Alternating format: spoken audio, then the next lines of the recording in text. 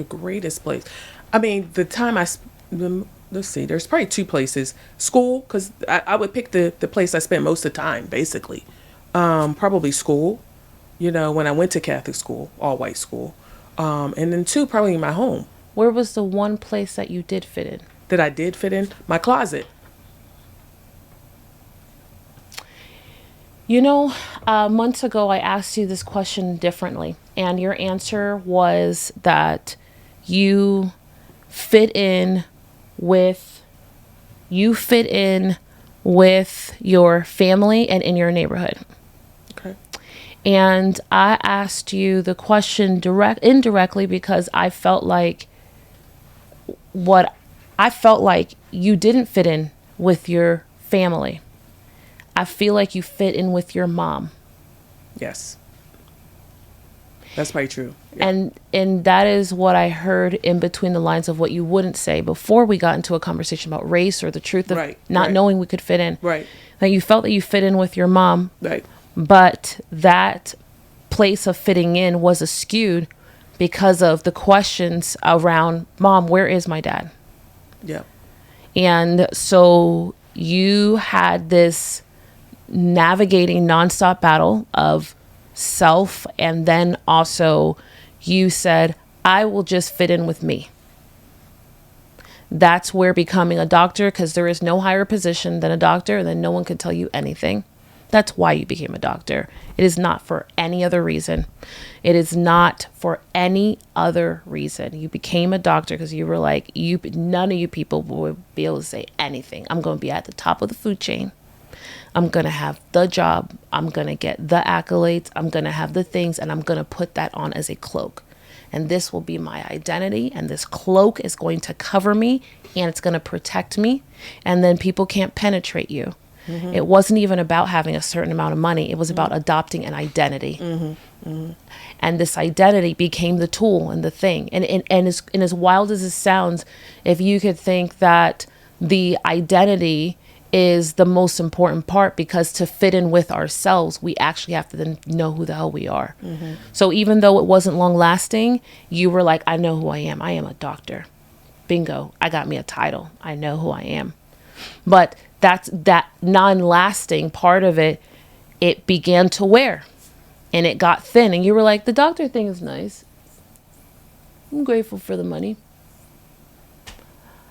You like people, and you love to help people, mm-hmm. and you have the heart for humans. So you were like, all right, I get the gig. I'm going to do it. But the only place that you fit in is with and by yourself. Mm-hmm. And that's why you've created your life the way you've created it. Mm-hmm.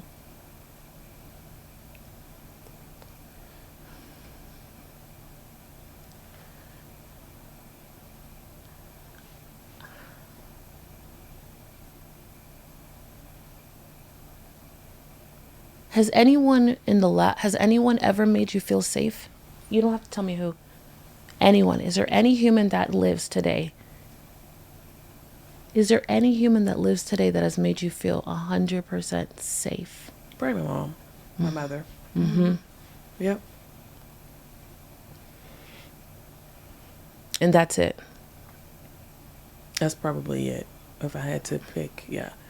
I would love to be able to say my brothers, but I would think just my mom. Nope, I understand. Yep. Were they ever jealous of you for being a lighter skin? I don't know the answer to that. I mean, they didn't treat me any different. I don't think so. Did they ever make a comment, statement? I don't think them, but other people. And they... Banana, just school kids. I don't remember my brother, per se, because I don't think my mom would tolerate it if they did. Right? She would just nip it in the bud. Just like she always said, she never had half of kids. So she never allowed us or my brothers to say, oh, that's half your sister. She always say, I had a whole child.